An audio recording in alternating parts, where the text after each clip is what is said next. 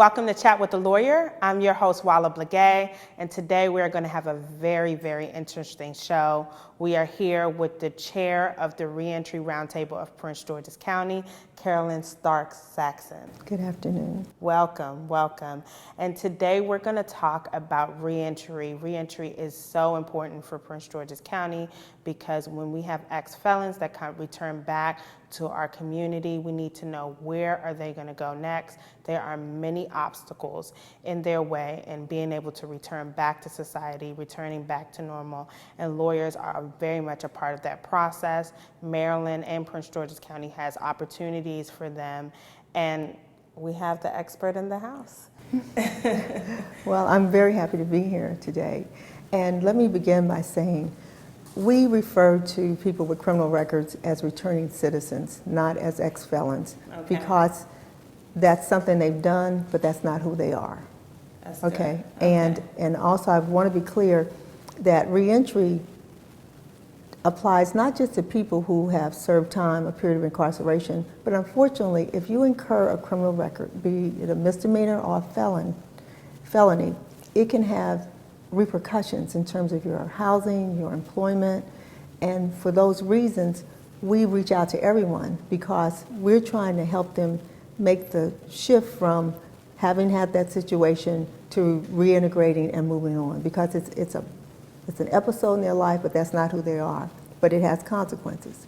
And so people have to first know what the situation is before they can address it. And so that's why, for example, misdemeanor theft, that's not a felony.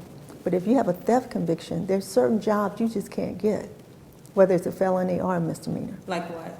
Like in security, or working for a bank, or anything involving trust, finances. You're not going to be able to get a job as a convicted thief. What about if you work for the government? That can affect that also, because it goes to integrity, trustworthiness. I mean, so you may be able to get a job working in a capacity, say like working in a warehouse, right? Because that's not going to, in any way, the public is not going to be impacted by that. But if you're working as a bank teller, or if you're working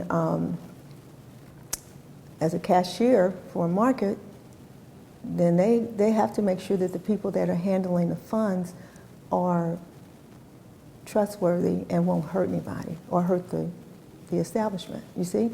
So, does it depend on what you stole? Or is it the fact of being convicted of theft in general? A lot of times it's just being convicted of theft. Interesting. Now let's go back a little bit. Now tell us a little bit about your background. How did you get to this point? Well, I started out after law school with the desire to build a community. I'm from South Central Los Angeles. I'm a graduate of Stanford University undergrad. I have a BA in political science, and then I went to UCLA Law School. I finished there in 1975, and I wanted to make a contribution toward building our community. Mm-hmm. One of the things I learned in college was that they regarded the biggest asset the black community had was labor, but we didn't own anything. We didn't own like the means of production. We owned some things, but in terms of being a player in the economy, we were regarded as a labor pool, and that bothered me. So when you say, describe what labor pool means. That means we are employees, and we go work for people who own companies, who own factories, who own productions, but we don't own it. Right. And therefore, because we don't own it, we can't control it. Right. And so we're a commodity.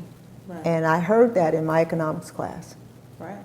And so my goal was I want to go and build an economic base. Now, of course, we know that's not true. Right. And black people have been entrepreneurs. Ancient Egypt shows that we were wheelers and dealers. Right. But if that's the perception and that's what's going on, then that impacts the way we were treated. Right. Okay, so I wanted to build an economic base. So I left UCLA and I wanted to come back east because I wanted to have East Coast grooming. People from California were always regarded as a little strange. So I said, if I have the West Coast training, upbringing and East Coast grooming, then I'll be balanced. Well, as it turns out, I got a job in Pittsburgh with Westinghouse as a corporate lawyer. I stayed there for 2 years. I transferred to Baltimore to work in the contracts division of the defense division. I did that for 5 years. I really enjoyed it, got a lot of information, learned a lot about business, power, all of that. But it was not my passion. So at the conclusion of 7 years, a door opened. I was able to be employed as a state's attorney with the Honorable Kurt Smoke. He was elected state's attorney in Baltimore. Okay. And I worked there for 20 years. I retired. And then Glenn Ivey offered me an opportunity to work with the state's attorney's office here in Prince George's County. I worked here for 8.5 years. And so with that background, I got to see how justice worked. But in doing that, I realized that when you come out of the criminal justice system, if you incur a conviction, there is a consequence, and it's a consequence that extends beyond your sentence, your probation, your parole. It affects you, and it affects your children. Now go through that. Now, if a returning citizen gets out of incarceration, what are some of the challenges they face? Let's go through it. Okay. There's 2 paths. If you are fortunate enough, if you've served some time and you get out and you still have family connections, you still have a place to go and live, you still have some people who will support you as you're trying to reintegrate, fine and good. Right. But, so therefore you get back and situated back into the community, you begin to look for a job. There's a program with the Prince George's County government, Mike Butler's the head of it, where people can go and it's located at the Department of Social Services. Mm-hmm. And it's like a place where they can go and get food stamps, they can see about looking for jobs, they can get tokens to go to work. What's the name of that office? I think it's the Reentry Center for Prince George's County. It's under Mike Butler. Interesting. Okay, now, Adams House, which is located in Suitland, it's part of the health department. That's also a place where people can go, and they also provide support. Because basically when people get out, they need to know, how do I reconnect? Right. So they need to go to help people who can, to go to people who can direct them to employers who won't penalize them for having a conviction, those things of those nature. Sometimes people, when they've served a period of incarceration, they say, well, you know what, I didn't get my GED, let me go back to school. And they offer, and if you went to Adams House, they would say, okay, here's the list of places you can work, here are the options of schooling. Is that how it is? Yes, and both of those centers, they work together to try to be a place where our citizens or members of our community can go to get information. And because when you get out, you don't know where all these things are. So by having them centralized in some way, it makes it easier, because they may be immediately eligible for food stamps, they may be eligible for health care. In addition, if the person has, when they were incarcerated, if they had to pay child support, then they need to go and talk to the court so that the court will take that in consideration, because if you don't pay your child support, your license will be suspended. And if you're trying to get back on your feet, you need to be able to work. So if you come out, you have to pay child support, and you can't find a job, what happens? Well, like for example, if you go to Adams House, they can help to talk to the court, talk to the judge, to say, look, we need just a little flexibility here until this person gets on their feet. So as long as the court you have contact and you're talking to, letting the judge know what's going on in the court, then most times they will work with you. But if you don't know that, and all the court sees is non-payment, then there's a consequence. So that's what a returning citizen needs to know, that you need to contact the courthouse for child support, because it could be one of those things. Wouldn't they be scared to get back in the court after going through the whole process of being They might be, incarcerated? but for example, the courthouse in Upper Marlboro and in Hyattsville, that's a location where people have to report for parole and probation. So I see. So they're already going there anyway? Yes, ma'am. Okay. But so there are services. Everything at the court is not, prosecution, consequence. There are a And lot go of to the services jailhouse. in the courthouse. Okay. It's a centralized location where people can get help. Very often, the probation agents will work with the people to try to help them successfully complete their probation. But all these things mean nothing if you don't know, if you're ignorant and you don't know where to go. So that's the first step. The first thing is to try to locate organizations in the community that will provide you with support. Where's the list of the locations? Well, both of those groups that I mentioned to you, they have a list. Meaning if you were to go to Adams House or to Department of Social Services. the Reentry Center at the Department of Social, they have resources there to help you get started. And the Reentry Center at the Department of Social Services is on Brightseed Road. It's at the same location where you apply for social services. Okay, so that's one location, and the Adams House is located across the street from Suitland High School at there's a government office there. And so they're centrally located. Okay. And there's public transportation, because often when people get out, they don't have transportation. Okay, now, a big problem in Prince George's County in housing. So if you get out and you have family or people that can help you have a place to sleep, great. But if you get out and you don't have housing, big problem, because we really have very, very limited resources when it comes to shelter. And that is a big problem. So unfortunately, people often have to go into D.C., they may go into Baltimore, they can go wherever they can find housing, because we have very limited resources for housing. Are there shelters in Prince George's County? They are, but they're very limited.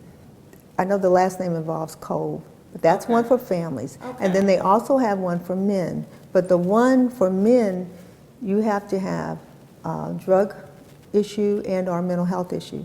So if you get out and you don't have those issues. So what if you have just a theft conviction? There's really Not where.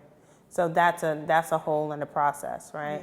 So those are the obstacles: employment, housing. Now tell us about the Prince George's County, the Re-Entry Roundtable for Prince George's County. Well, what is that?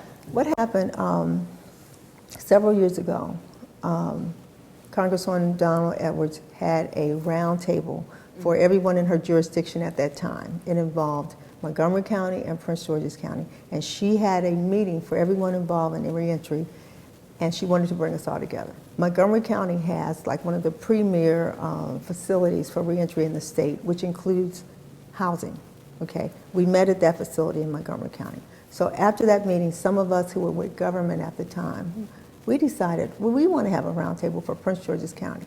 And so what we did, we decided to meet. At the time I was working for the Honorable Glenn Ivey. We had representatives from the State's Attorney's Office, the Police Department, the Health Department, Parole and Probation. Also, there's a very big component related to the faith-based community, also the nonprofit community. Everyone that was involved with providing resources for people when they are reentering. We had a meeting, and we just got together and we decided, what can we do to help? How can we organize our researches to do the most good? We didn't look at what we didn't have, we looked at what do we have. And then we've just been working since then. Okay, well, we are going to take a short break and come back and talk more about reentry programs and what are the options for returning citizens. Okay. As you can see, good information, so please stay with us. Hola, soy Lourdes Estefan, presentadora de Sal y Pimienta. El tratamiento contra el cáncer puede robarle belleza, seguridad y autoestima, causa cambios en la piel y en el cabello, pero luzca bien, siéntase mejor, puede ayudar. Visite lookgoodfeelbetter.org y permítanos ayudarle a sentirse como usted misma otra vez.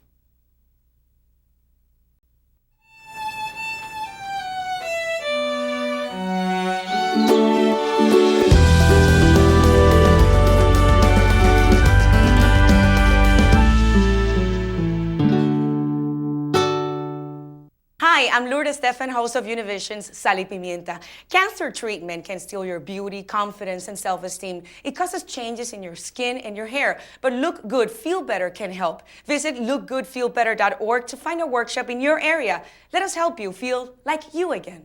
Welcome back to Chat with the Lawyer. I'm your host, Walla Blagay, and I'm here with Ms. Carolyn Saxon Starks, who is the chair of the Re-Entry Roundtable for Prince George's County, and we were talking about actually how the actual roundtable got started. So you were talking about how you all gathered together. So now that you all together, what programs, what do you do? Well, one of the things, we do a lot of collaborative things. For example, Temple has one of the most effective and largest prison ministry programs in the county. So every year, every summer, they have a major symposium. Mm-hmm. And we... Who is it for? It's for the entire community, mm-hmm. returning citizens, their families, people, other prison ministries, other organizations, anyone who's involved with helping this population. But they host it, they do it every year, they've done it for several years. So they are part of the roundtable. We support that. We'll go, we speak, we'll provide information. And for example, one of our members, Pete Goodson, he's part of workforce development, which is part of Prince George's government, but he specializes in helping returning citizens get employment. So like he comes and he has a table there, all right? Adams. How could someone get in contact with him? Now, where does he work? His office is on Mercantile Lane in Largo. And he works for the government? Yeah, it's part of the workforce development. He could call, they could call Prince George's government and ask for the workforce office in Largo and ask for Pete Goodson. He specializes in returning citizens. That's what we need to hear. Yes. So a returning citizen can call him and ask him to help them. And also the Reentry Center I told you about on Brightseed Road, Michael Butler's group, mm-hmm. and Bill Hall's group with Adams House, they would know. Because one of the biggest needs is jobs. Yeah. So what we try to do is everyone who's involved in this, for example, First Baptist Church of Gillen-Arden, they have a major food pantry, clothing pantry. All you have to do is just go.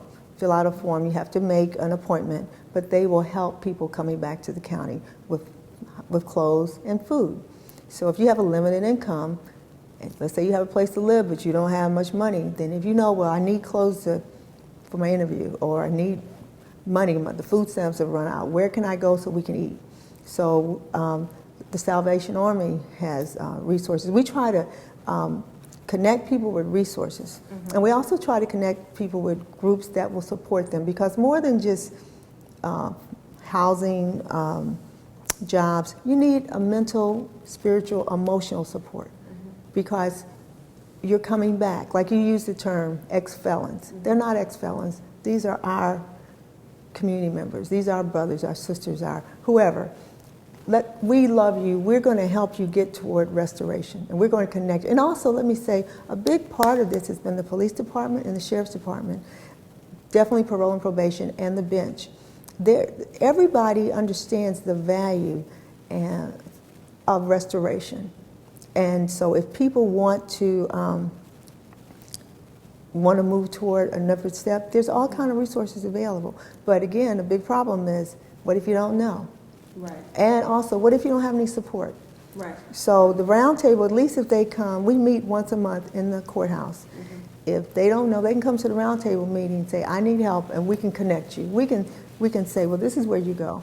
And what days and times do you meet? We meet the third Thursday of every month at the Upper Courthouse, Upper Marlboro Courthouse in MO 421. We meet from 11 to 12 o'clock. And they say that MO 421. Yeah, that means it's on the Marlboro side in room 421. But if they go to the information kiosk there, they'll direct them. Okay. We have a standing meeting. The only month we don't meet is August, because that's traditionally a vacation month. Right. People are trying to get people in school and whatever. Yeah. But we meet every month. And one of the reasons we have the meeting is for information, and we provide information, we share information. And we partner with the government to be a support, because everybody benefits when we help this part of our population. You're right about that. Now let's go into the expungement issue. That's a huge issue. So explain expungement. What is that? Okay, what that means is Under certain circumstances, you can have things removed from your record. And when they're expunged, that means that the public can't see them. Right now, if you go onto the Maryland Judiciary website, you can look up case search and you can look up anybody's record in the state of Maryland. Not only their criminal record, you can look up any kind of civil matter they might have had in the Maryland court system, unless it's sealed or something. Now, there's certain things that you can have removed or expunged. For example, if you got a not guilty, if a case was a STET means it's put on an inactive docket, or if it was non-pros, meaning the state determined they weren't going to prosecute it. But there are certain restrictions. And so there are no restrictions in terms of having a not guilty removed. But they also had new legislation. There was a longer time period that you had to wait before those items could be removed off your record. Well, the legislature has passed some legislation that shortens that period of time. But the way you get that started is you go down to the district court, or you go to the court where you had the conviction. For example, if you had a Baltimore City conviction, you wouldn't come to Prince George's County to try to get that expunged. You have to go to the clerk of the court where you had the conviction. And then you fill out the paperwork. There's people there in the courthouse in the clerk office that will help you do it. There's a fee of $35 per conviction. Now, let me say this really clearly. You cannot expunge a conviction. So if you, no deaths? well, like if you get a probation before judgment, if you get if at the end of if at the end of the hearing the judge awarded you probation before judgment, or that was the disposition, under certain circumstances that can be removed. Like, for example, let's say you had shoplifting, and the judge said, well, if you do some community service, if you go back and get your GED, if you stay out of trouble, if you report regularly, at the end of a year, I'm going to give you a PBJ. I don't want you to be saddled with this for the rest of your life. Then you can go to the court, fill out the paperwork, and request that it be removed. Now, these things are done in terms of the governmental aspect of it. The state's attorney's office reviews all of the requests, and then it has to go before a judge. And if you've done all of the fulfilled all of the conditions for the PBJ, you can get it removed. However, in some circumstances, you cannot get a conviction removed. If it's a straight out guilty, let's say you had a guilty for bank robbery, for example, that's not going to be expunged. If you have a conviction, Even if you've done good work for 20 years? there's one route, and that is a pardon. You can petition the governor, and they can pardon, and that is possible. And the governors do that. You know, so let's say you did something as a youth that was just silly. You wanted somebody's sneakers. A robbery is a theft with force, and you threatened them, with force, pulled out a little knife or something, took the sneakers, and then never did anything again. Right. Recovered from that, but that is a robbery.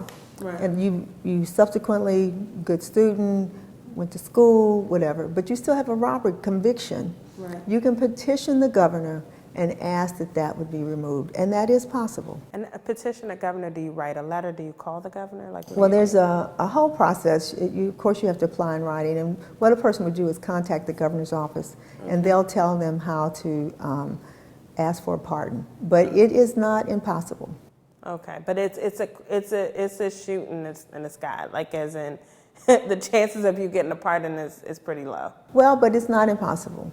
And Right. that is also something that you would want to work with your local representatives on. You want to bring all the people together on your team to show, look, this person has reformed. I see. So you need letters of recommendation? I think so. But again, the best thing to do would be to contact the governor's office. I think you can even go on the website and look. But it is not impossible. It's harder, but not impossible. Okay. So if you are able, so then you go through the whole process and the court decides they're going to remove the record, right? So then after that, once it's removed, if you apply for a job, do you have to state that you were arrested before? Or if you are go through a government clearance process? Do you? Well, would it extension- depends on what the question is. For example, you can get a conviction expunged, but if somebody says, have you ever been arrested? The answer is yes. But many would argue it's expunged. The So there's no conviction, record of the it. conviction is expunged. The conviction is expunged. If anybody said, if someone asked you, have you ever been convicted of a misdemeanor or a felony? Let's say it's a misdemeanor. You could say, truthfully, no, I have not been convicted. Because it's expunged. Yes, but if they said, have you ever been arrested? The answer is yes. You can't say you were never arrested. Okay, but what not only we advise, but anyone involved in this, the best policy is truth, meaning if you would not want to say, no, I've never been arrested. Because then if later on it comes out that you were, then that could have a consequence. So the best thing to do always is to tell the truth with an explanation. People can handle the truth. What they don't receive is a lie or a cover-up. But we just had passed a law in Maryland, the shielding law. And basically what that says is you can't ask the question the first thing at the beginning of the employment process. Right, and this is the ban the box? Yes, Okay. yes. But So what in ban the box, who can't ask the question in the shielding law? well, basically the employer initially, they can't ask you about that, and then initially, and then if you say yes, then they take your application and throw it away. The Prince George's County government just passed, they have a ban the box legislation for Prince George's County now, Right. with certain qualifications, but they did that, Right. So it gives people an opportunity to have the conversation with an employer so that they're not just summarily dismissed because they have contacts with the criminal justice system. That is that's interesting. So if you are for shielding law, they can still ask the question, but just not before the interview, right? They can't ask it at the beginning of the interview. Let's say that gives you an opportunity to present yourself for them to consider you as a viable candidate for whatever the job is. And then as it comes up in the conversation, then it may come up. But they just can't ask you the first thing, hey, have you ever been arrested? Have you ever been convicted? Because for some people's minds, if the answer to that is yes, then it's like, let me throw this away and move on to the next person. Well, this has been such good information, but we're going to have to maybe have you come back with more information. Now, you said before, if someone needs shelter, where do they go? Well, let me say this. Prince George's County has a homeless staff of people that deal with homelessness. Right. So there's a homeless hotline that they can call. Okay. And what's the hotline? I think you can, I don't know the number off the top of my head, but you can But call, they you can- can call 311. 311, okay. Okay. And they can ask, okay. That's the non-emergency number that will access services. Okay. Okay. Now, if somebody wants to contact the Re-Entry Roundtable, who do they have to call? The best person to call would be me. Okay. And do you have a contact information? Yes, ma'am, I do. What contact do you want them to? The best one, so they get me personally, is 410-419-2770. All right. Well, thank you so much. This has been great. If you have more information that you want, you can go to Chat with the Lawyer at chatwiththelawyer.tv to get more information and watch more of our videos. Thank you very much.